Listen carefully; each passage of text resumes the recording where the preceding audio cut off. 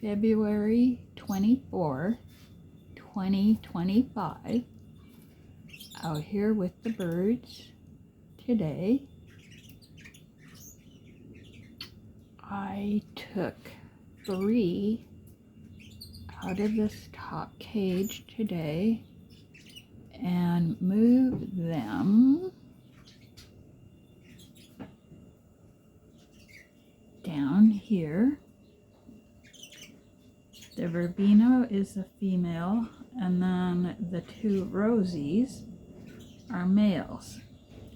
She's been wanting to breed. I believe it's her. I'm not sure. And one of these males had been mating her, if I have the right ones. I don't know which male. They're pretty hard to tell apart. I can tell the ones that I put bands on, and if there's any distinguishing mark on any of them, I can kind of tell who's who, but I don't know if I got the right birds yet. I have cameras that I can watch these birds when I'm not out here to see what happens. Then up here, I had moved last week this Rubino in with these Lutinos because she was looking like she was a little picked on at the time. She does look better now. I'm not sure if anybody was picking on her, but I thought might as well just put her in over here. These 2 were separated originally in here because they were looking picked on. If you can see, let me back up here, it's looking blurry. The heads look a little picked, but actually nobody was picking them. They did this last year. I thought they were being picked on. It's just, they're molting. They really lose it around the face and head. And then this is the one from last year. For some reason I put it in here. I don't know why. And the one on the right is the one that I bring in at night. I had to look and see. Let's see if I can do, there we go. Zoom out and in. And it's looking a little blurry, whatever. Okay, so now we have 3 birds that have been removed from this cage so far, and I don't know if they're the right ones. I'll find out later as I watch the cameras. And then down here, the same birds. Nobody's been removed from this cage. They're all still the same. I brought the nest boxes in because I will be putting nest boxes. This isn't all of them. In fact, I'm thinking possibly of putting a nest box on either side of this cage. You see where I cut into this a long time ago, the opening on that side, and there's one there. So I'll have to see if I just put 2 on here too. Now we go over here, and I will be pairing, this is the mom of all the youngsters I had last year. Those are her 2 offspring sitting with her. I'll be pairing her up again here pretty soon in this cage with the new mate.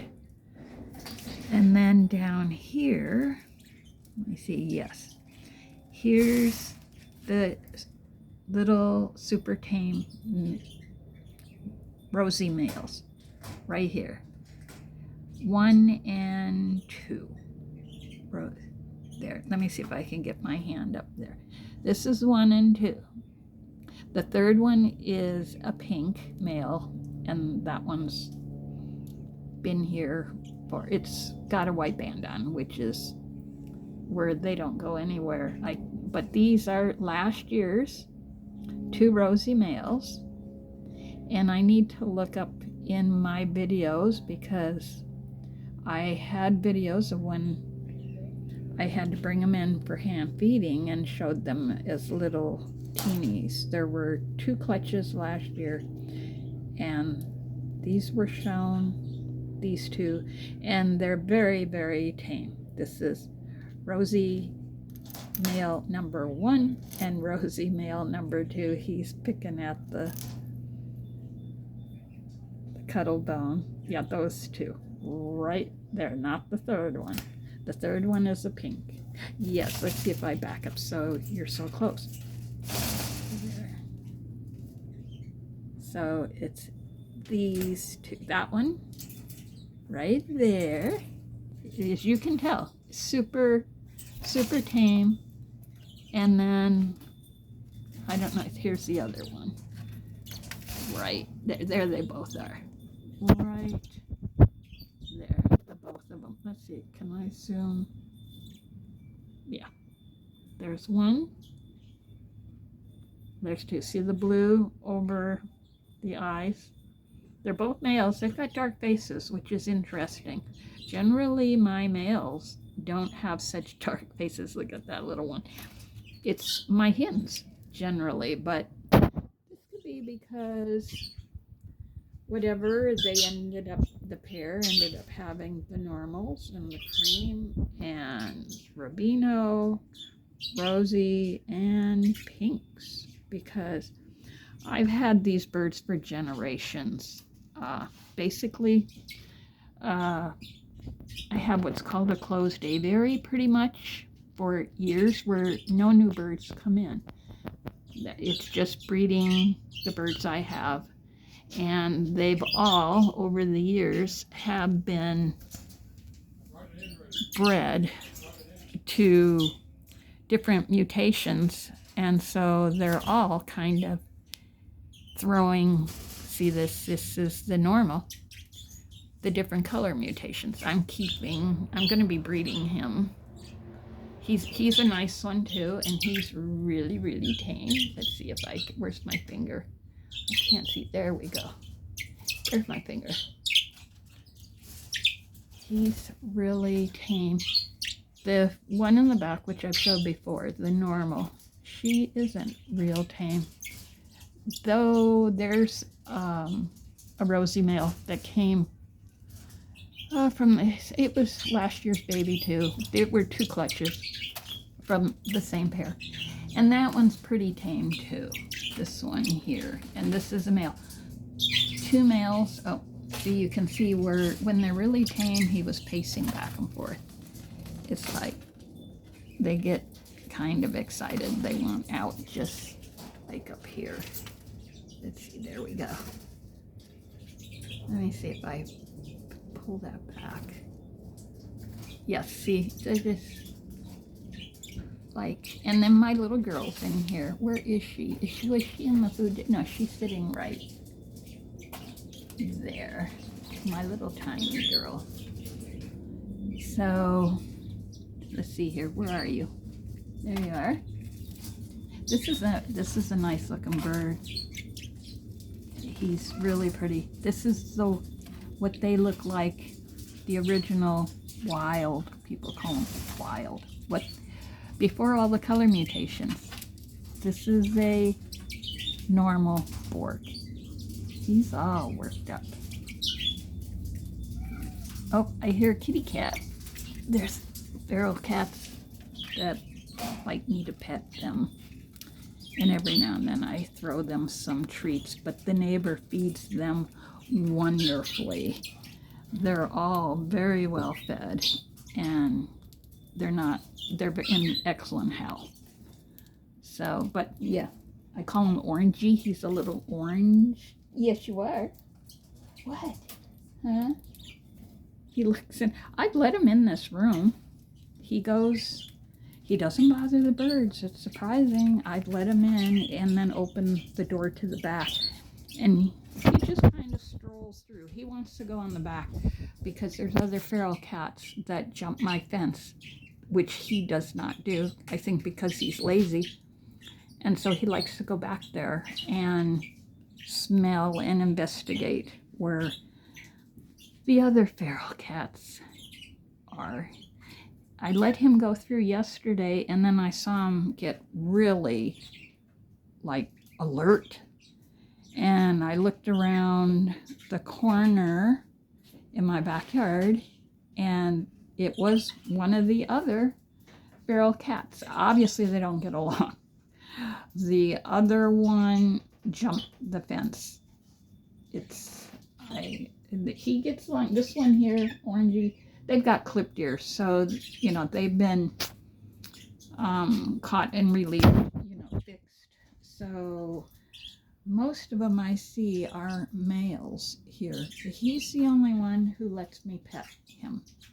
The other ones come and hang out at my back door, hoping I'll give them a little snack, but they won't let me touch them. But I like them. So here is, before I end this, this is now getting ready to set up and see if anybody goes to nest and has babies this year. Because last year, out of all these birds, I only had the one pair producing, and I had probably, this is a guesstimate, 300 infertile eggs. So, in fact, here's if this is the right female, what I've been seeing where she's let a male breed her is it's not the male that she has been paired with from last year. Because her male had a split band, light blue, dark blue, and he does sit with her. He did in the big cage, and they were together, and then she would start twittering to be mated, and he wouldn't do anything. That's when I saw those. I've been out here, and she's done that. It was a different male, which is one of these, who did mate her. So, and people say they mate for life. I have not seen that in my birds at all. I think maybe in the wild, but they don't do it. Mine don't anyways. And most of the people I know who have bred them switch them out. If they're not working right, they will repair them. So we call, look at these. Now, I don't know if that Lutino could be a male. Virtually all my Lutinos have been hens. But that the Rubino, which is you're seeing on the left, and the Lutino on the right seem to be sitting together. Doesn't really mean anything. This is the end of this video. See you on the next one.